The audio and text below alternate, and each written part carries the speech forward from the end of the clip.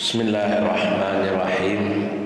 Assalamualaikum warahmatullahi wabarakatuh. Alhamdulillahirabbil alamin. Alhamdulillahillazi waffaqana litafaqquh fi dinihil matin. Asyhadu an la ilaha illallah wahdahu la syarikalah wa asyhadu anna Muhammadan abduhu wa rasuluh. Allahumma salli ala Muhammad wa ala alihi wa ashabihi wa man tabi'ahum bi ihsanin ila yaumiddin, amma ba'd. Jamaah rahimakumullah, wa lanjutkan tafsir surat Al-Adiyat, surat yang ke-100. A'udzu billahi minasy syaithanir rajim. Bismillahirrahmanirrahim. Wal 'adiyati dhabha falmuriyati qadha falmughirati subha fa'asarna bihi naq'a fawasatna bihi jam'a innal insana lirabbih lakanud wa innahu ala dzalika lasyahid wa innahu lihubbil khairi lasyadid afala ya'lamu idza bu'thira ma fil qubur wa hussila ma fis sudur inna rabbahum bihim yawma idzil la khabir. Jamaah rahimakumullah, wal 'adiyati dhabha, demi yang berlari kencang terengah-engah. Itu terjemahan Buya Hamka. Kalau dalam terjemahan Departemen Agama, demi kuda perang yang berlari kencang terengah-engah. Perbedaannya, kalau dalam tafsir, dalam terjemahan yang beredar kini, langsung ditafsirkan itu adalah kuda. Demi kuda perang yang berlari dengan kencang. Kalau Buya Hamka memilih terjemahan demi yang berlari kencang terengah-engah. Itu bisa kudo, bisa unta, bisa keledai, kendaraan-kendaraan yang ada di zaman Rasulullah sallallahu alaihi wasallam. Allah bersumpah berarti dengan kendaraan yang luar biasa. Karena zaman dulu kendaraan yang ada itu memang sejenis unta, kudo. Dan Allah itu bersumpah dengan kudo parang, berarti kudo yang paling mahal, kenderaan yang paling mewah di zamannya. Karena seperti wak sampaikan patang, Allah kalau bersumpah dengan sesuatu, ya berarti sesuatu itu luar biasa. Wal qamar wasyamsi, demi bulan, demi bintang, karena memang itu ciptaan Allah yang luar biasa. Manusia tidak bisa membuatnya. Atau Allah bersumpah dengan waktu, wal asri wad duha, demi waktu duha, demi waktu malam. Karena waktu itu sangat berharga. Sebagian mengatakan waktu adalah uang. 1 detik itu bisa menghasilkan uang kalau pandai memanfaatkan. Yang lain mengatakan waktu adalah pedang. Kalau tidak bisa memanfaatkan justru akan melukai. Jadi dalam ayat ko Allah bersumpah dengan kuda perang, dan digambarkan kuda itu bisa berlari dengan kencang dan terengah-engah. Karena larinya kencang, otomatis nafas itu turun naik dengan cepat. Falmuriyati qadha, yang memancarkan api, atau dan kuda yang memercikkan bunga api dengan pukulan kuku kakinya. Kalau Buya Hamka terjemahnya jelaskan apa itu kukunya atau tapak dari kuda. Tapi kalau dalam terjemahan kau kukunya yang memercikkan api. Yang ditulis kuku, tapi awak tahu ya, karena kuda itu pakai tapak gesekan dengan batu, itulah yang melahirkan percikan api. Ya kalau kukunya tentu tidak memercikkan api ya. Ya kalau di situ mungkin lebih pas terjemahan Buya Hamka. Falmuriyati qadha, itu gambaran kancangnya lari kuda dan gambaran padang pasir ya. Sehingga gesekan tapak kuda itu bisa memercikkan api. Apalagi di malam hari itu nampak ya. Falmughirati subha, yang menyerang di waktu subuh, atau yang menyerang secara mendadak di waktu pagi. Fa'asarna bihi naq'a, yang membangkitkan padanya debu duli. Ini bahasa zaman Buya Hamka. Membangkitkan padanya debu. Bekas perjalanan kuda yang kencang itu melahirkan debu-debu yang banyak, sehingga menerbangkan debu, atau terjemahan mudah zaman kini.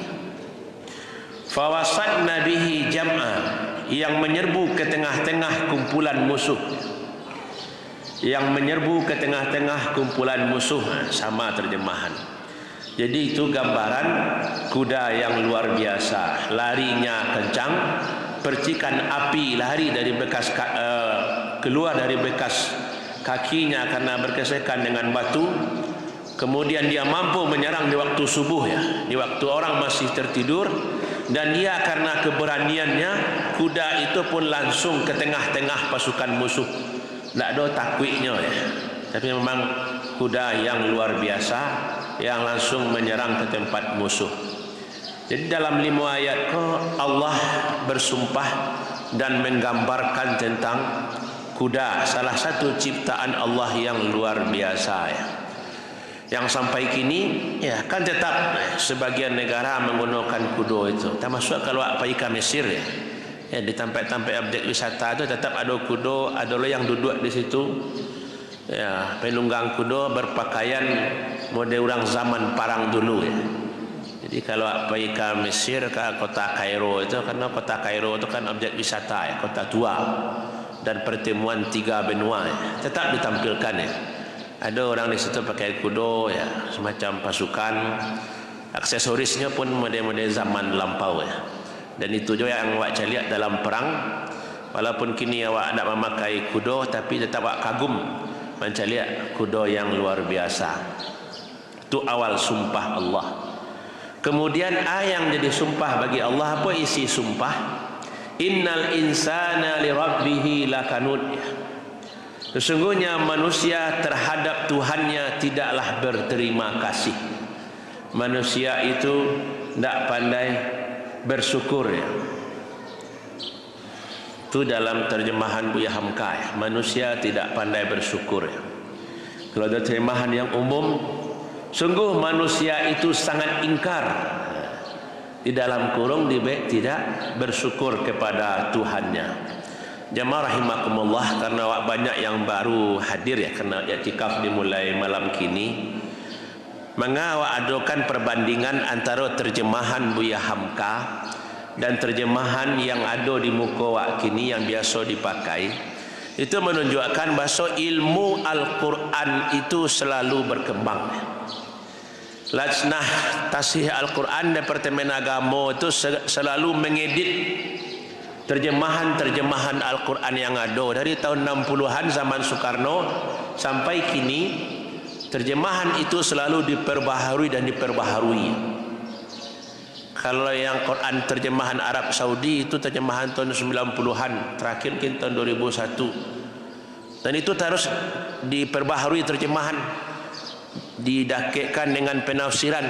Contoh yang paling mudah yang saya awak tahu, dulu orang mengartikan Bismillahirrahmanirrahim dengan menyebut nama Allah yang Maha Pengasih lagi Maha Penyayang.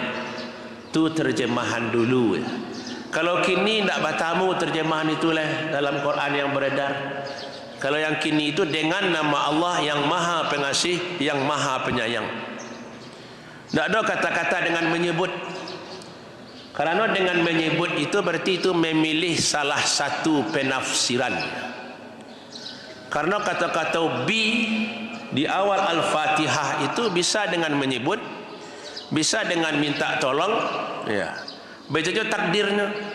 Karena setiap jar, huruf jar dalam bahasa Arab itu harus dicari fiil, kata kerja yang mentakdirkan. atau yang semakna dengan itu. Apakah bi itu dengan menyebut atau bi itu isyaratnya memulai?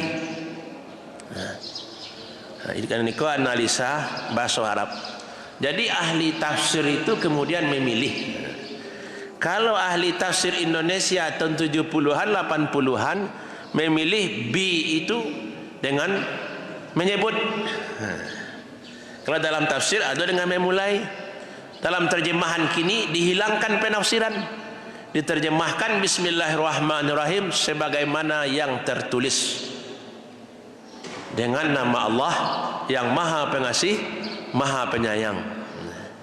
Maka bagi orang yang mendalami bahasa Arab, apakah Bismillahirrahmanirrahim itu jumlah ismiyah atau jumlah fi'liyah? Kalau dari yang tertulis itu tidak kedua-duanya. Bukan jumlah ismiyah karena tidak ada mubtada, dan bukanlah jumlah fi'liyah karena tidak ada fi'il. Tapi kalau dicelakan takdirnya dengan menyebut, dengan memulai, makanya menjadi jumlah fi'liyah. Jamaah rahimakumullah, itu gambaran tentang ilmu Al-Quran itu selalu berkembang bagi orang yang ingin mendalami. Tapi bagi orang yang tidak ingin mendalami Al-Quran, ya Al-Quran itu begitulah adanya. Sekedar itu.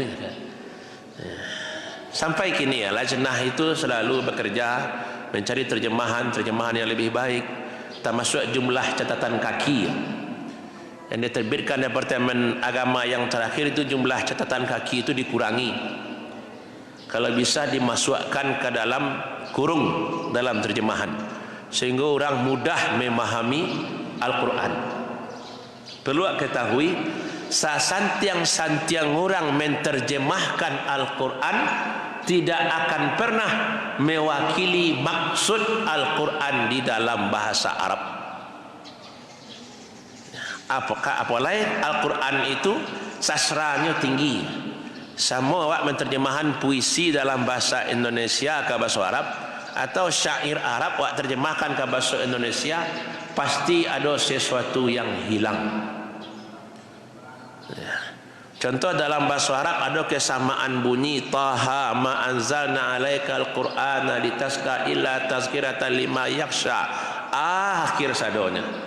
Idza sama'un fatarat wa idza kawakibun tasrat wa idza biharu fujirat, sadonya.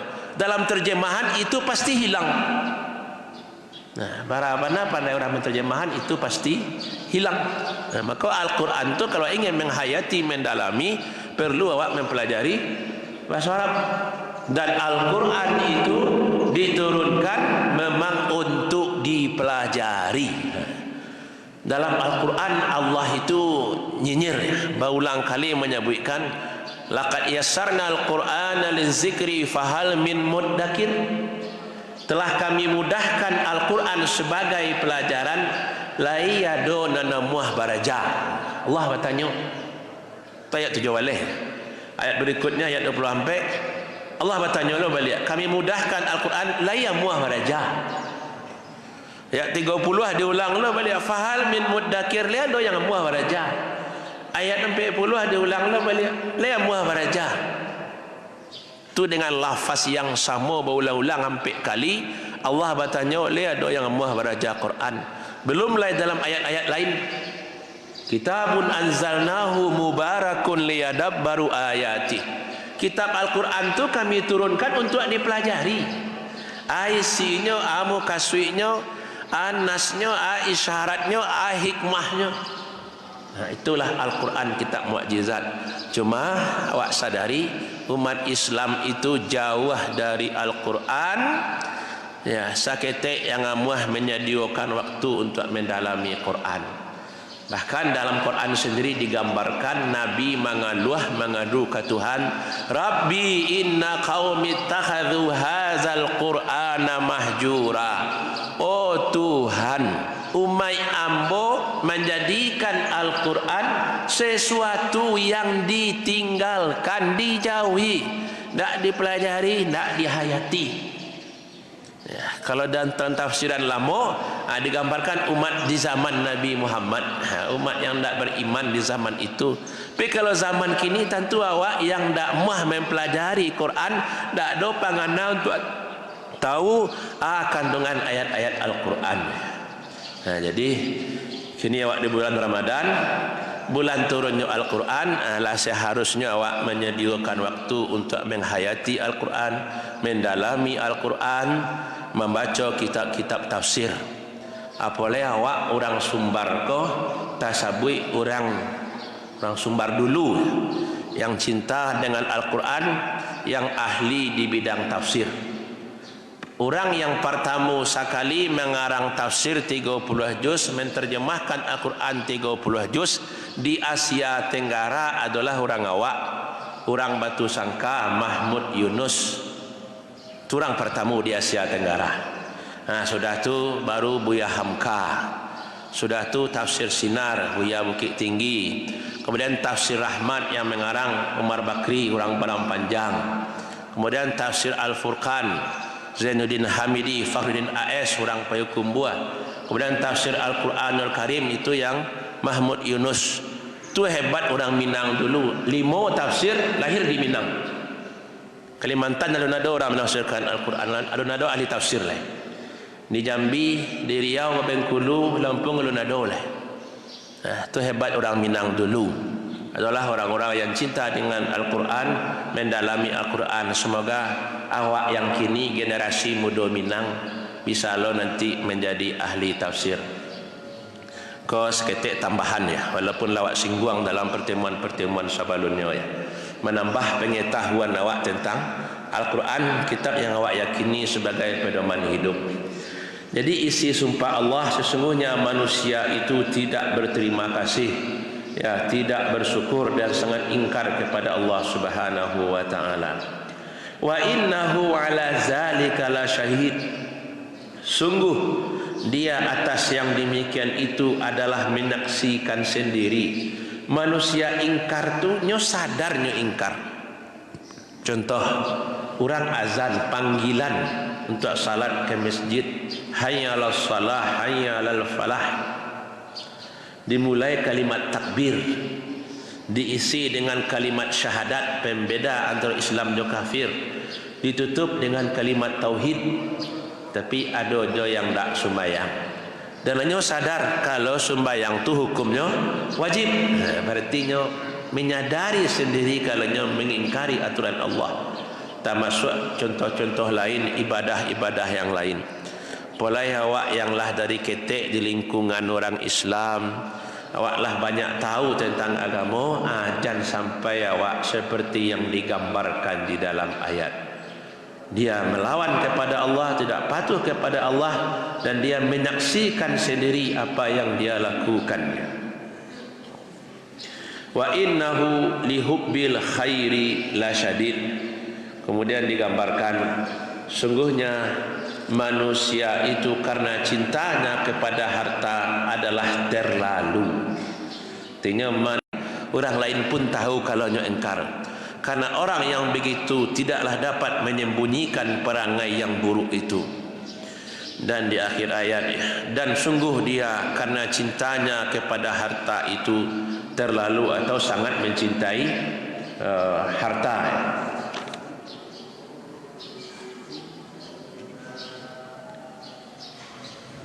Dan sesungguhnya cinta kepada harta itu benar-benar berlebihan. Jadi salah satu yang menyebabkan manusia itu ingkar kepada Allah adalah karena cinta dunia.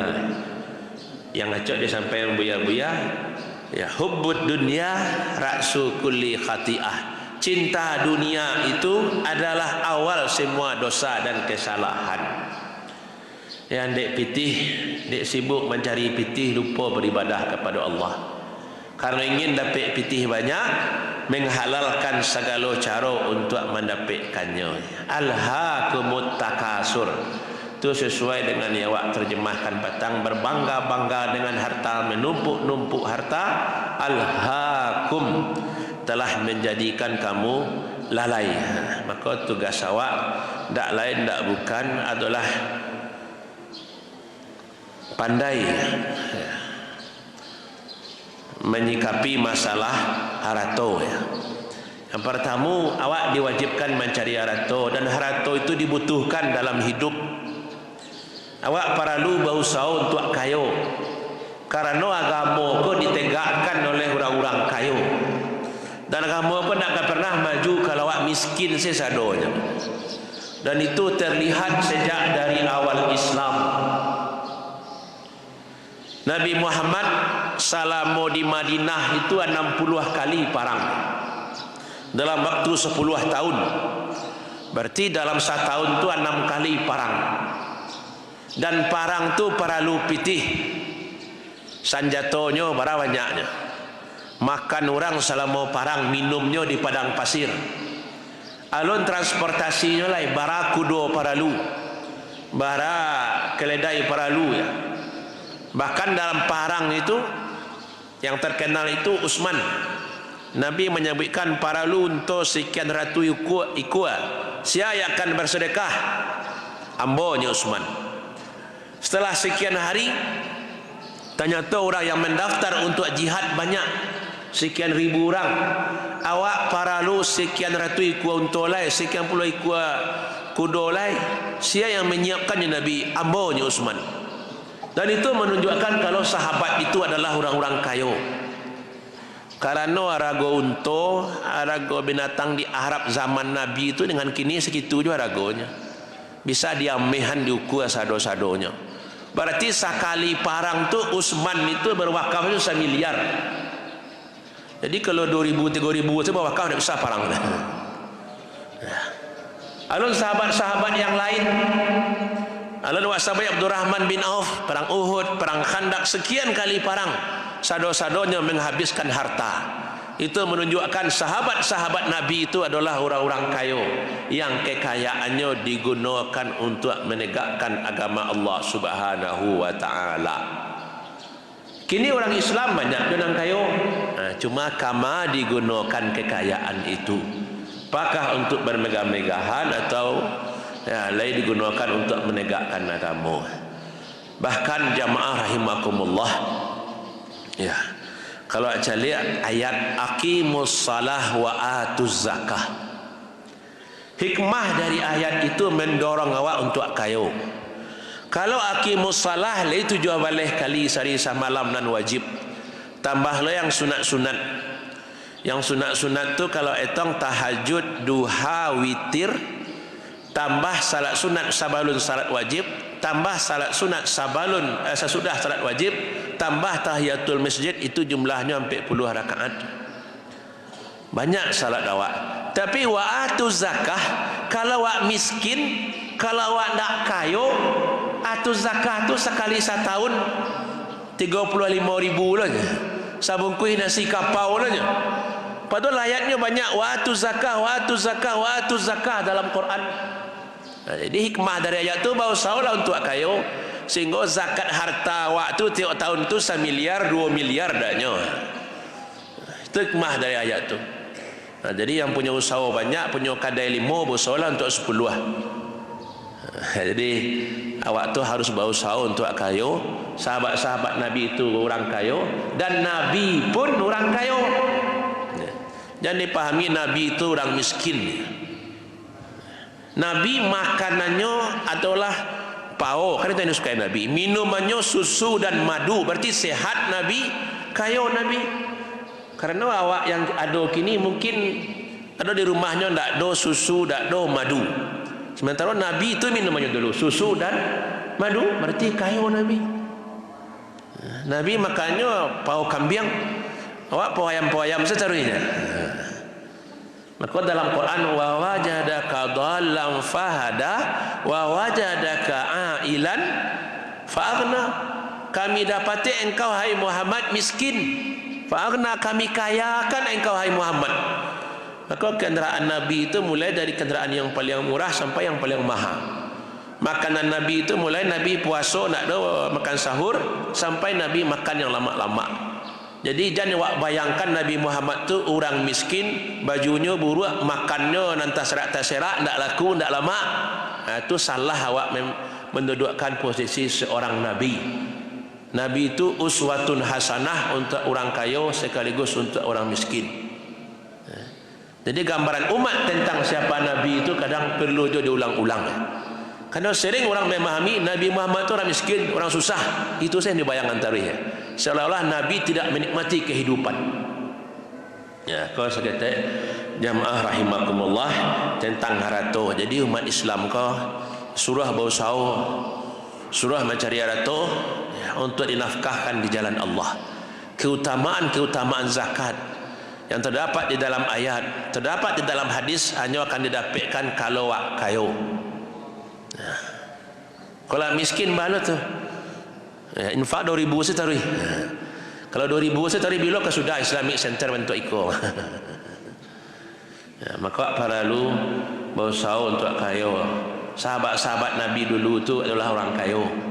Islam sampai ke negeri awak sampai ke Padang Panjang itu karena orang dulu berdakwah, karena orang dulu berjihad. Baralo pesa kapalnya tu dari Makkah sampai kemari menyampaikan agama Allah. Bara perjuangan orang itu membutuhkan biaya yang cukup besar ya. Tu seketik yang perlu awak singgung. Lanjut ya. Setelah Allah bersumpah dengan kudo yang luar biasa, kemudian Allah menceritakan manusia kau banyak yang ingkar, dan itu disaksikan sendiri oleh manusia, dan manusia itu sangat cinta ke harato ya. Dan kau banyak ayat-ayat lain tentang Qarun ya, sebut dengan harato. Kemudian kemudian Allah mengingatkan dengan alam akhirat. Afala ya'lamu idza bu'sira ma fil qubur wa husila ma fis sudur inna rabbahum bihim yawma idzil khabir. Apakah dia tidak tahu apabila dibongkar apa yang ada di dalam kubur, diingatkan awak ke masalah kematian, ke alam akhirat. Jadi Al-Quran itu pindah-pindah temanya. Baca lihat surah Al-Baqarah itu sampai akhir itu banyak temanya. Tadi tentang keingkaran manusia, tentang cinta harta, kemudian baca ritololai tentang alam kubur. Kalau buku karangan manusia cik judul cik tema. Tapi kalau kitab Al-Quran tak, satu halaman tu hampir 5 ke tema pembicaraan. Seperti itulah Allah menyusun kitab wahyu, menyusun kitab mukjizat ya. Salah satu hikmahnya agar manusia itu tak bosan membaca Al-Quran, tak bosan menghayati Al-Quran. Tapi kalau sekedar membaca saja sama saja awaknya, tukar tema Allah atau tidak sama saja. Di situ para ulama awak mempelajari tafsir Al-Quran. Tidakkah mereka mengetahui apabila dibangkitkan dari alam kubur, wa husila ma fis sudur, dan dilahirkan apa yang ada di dalam dada. Maksudnya yang salamo kota simpan di awak munafik, awak ikhlas atau ndak ikhlas kan awak nan tahu. Awak magi sumbangan ndak ikhlas, tapi orang mencari boleh jadi merasa orangnya ikhlas bana, nyelok bana. Tapi di mahkamah Allah di akhirat itulah sado-sadonya bisa dipastikan bahawa orang tu sawananya. Sama dengan hadis ini digambarkan masa nanti dibangkitkan ya. Pertama orang kayo boleh bersedekah. Orang bersedekah tu dulu ria. Dibangkit kalau orang berjihad boleh berjihad dulu. Orang berjihad tu dulu agar dikatakan berani. Kan digambarkan di dalam hadis, dan itu dibukakan nanti di mahkamah Allah Subhanahu wa taala. Wa husila ma fis sudur. Komentar Buya Hamkah, artinya bahwa semua makhluk yang telah mati akan dibangkitkan kembali dari kuburnya karena akan dihisap, karena akan diperhitungkan amalan yang telah dibawanya dalam hidup dia untuk hidupnya di akhirat, dan akan ditanya dari mana didapatkan hartanya dan dipertahankannya mati-matian ya, sampai menjadi bakhil, dan kemana dibelanjakan. Itu lanjutannya, dan dilahirkan apa yang ada di dalam dada, maka segala rahasia yang tersembunyi selama hidup dahulu, entah harta benda yang banyak didapati dari menipu, mencuri, berbohong, berlaku curang, korupsi, manipulasi, ya, semuanya akan terbongkar sehingga jatuh hinalah diri di hadapan khalayak ramai di padang mahsyar nanti. Selama di dunia maksiat yang awak lakukan bisa awak sembunyikan. Kalau awak korupsi mungkin bisa awak sogok hakim, bisa awak menghilangkan barang bukti. Tapi nanti di akhirat kesalahan-kesalahan awak itu akan dicari oleh seluruh manusia. Karena awak sidang di mahkamah Allah, sado manusia nampak. Mungkin di dunia orang menganggap awak jo santiang buya ustaz. Selama di dunia orang menganggap awak jo ahli ibadah, ya, orang dermawan. Tapi bayang sabananya di hati awak, nanti dinampakkanlah ya di alam akhirat. Begitu Allah menyadarkan manusia. Penutup ayat, inna rabbahum bihim yauma izil la khabir, ya.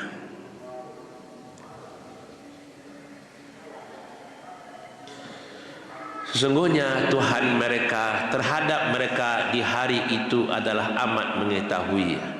Tidak dapat berbohong lagi, tidak bisa bersenda gurau dan main-main seperti di dunia, karena semua rahasia sudah di tangan Allah. Maka marilah berlindung kepada Allah. Moga-moga penyakit demikian jangan menimpa diri kita. Jemaah rahimakumullah. Jadi kesimpulan atau tema pokok dalam surah Al-Adiyat, ya, yang pertama Allah bersumpah dengan kuda yang luar biasa, kuda perang yang kuat, gagah, berani. Isi sumpah Allah, manusia itu ingkar, tidak pandai bersyukur, ya. Wa innahu ala dzalika la syahid, dan itu disaksikan oleh manusia itu sendiri. Kemudian digambarkan tabiat buruk manusia, hubbil khairi la syadid, sangat cinta pitih. Ya, karena cinta yang berlebihan kepada pitih, kepada dunia, lupa beribadah kepada Allah Subhanahu wa taala. Alhaakumut takasur, melalaikan kamu. Nah, tadi awak komentari saketek baso arato tu para luak cari, awak para lu bosau untuk kayo. Nah, sama sahabat-sahabat dulu seperti awak gambarkan tadi, kayo-kayo, tapi dunia tu ndak lakek di hatinya. Sama yang terkenal Ibnu Mubarak asal tadanga parang nyopai, puasonyo jangan ditanyo, salatnyo jangan ditanyo, pitihnya jangan lu ditanyo. Nyo tabiin nampol yang kayo, sehingga disebutkan dalam biografinya, mattajara Ibnu Mubarak illa linnafaqah alal ulama. Ibnu Mubarak tu tidak rajin mencari pitih kecuali untuk membiayai para ulama. Ini nampak ulama-ulama dulu banyak aja yang ekonomi pas-pasan. Sehingga Ibnu Mubarak yang ahli parang, ahli ibadah, ahli ilmu, hanya menggalih bausau tu salah satu tujuannya membantu ulama-ulama lain. Nah, jadi awak nang kayo-kayo, itu termasuk salah satu tujuan awak, membantu orang-orang yang memperjuangkan agama Allah, ya. Kemudian di bagian terakhir ayat Allah mengingatkan awak bahwa nanti di akhirat segala yang awak lakukan di dunia itu akan dipertanggungjawabkan. Ya, amal baik akan dinampakkan nanti balasannya, amal buruk pun akan nampak balasannya nanti di neraka jahim. Dan Tuhanmu pada hari itu, ya, maha teliti terhadap keadaan mereka. Tak pernah lo Allah salah menghukum. Orang yang berhak masuk surga banyak beramal saleh pasti ke surga. Dan banyak berbuat jahat selama di dunia itu punlah pasti ke neraka. Malaikat rakib atid tak pernah salah catat. Ya, di padang mahsyar nanti tidak pernah lo salah timbangan. Kalau di dunia bisa diubah timbangan, tapi mahkamah Allah itu adalah mahkamah yang paling adil. Jamaah rahimakumullah, lah masuk waktu salat suruk, wak cukupkan sampai di siku. Sebelum ada yang bertanya-tanya bila waktu suruk tu Ustaz. Kalau lah tabi matahari lah suruk di situ, berarti lah selesai matahari tabi. Apakah awak labihan 5 minit, silakan. Awak labihan 10 minit, silakan. Awak labihan 15 minit, silakan. Kerana ada lo jemaah bertanya di masjid Birugo tu, Ustaz, ambo sawananya 8 nik bertanya, nak kan bertanya lah. Tapi inginnya mau bertanya ke Ustaz. Ambo tanya buya seorang, Ustaz, bila salat suruk, ya kalau keluar suruk situ lah boleh tu Pak. Ati bola Ustaz celai, mau minit sudah tu Ustaz, Pak.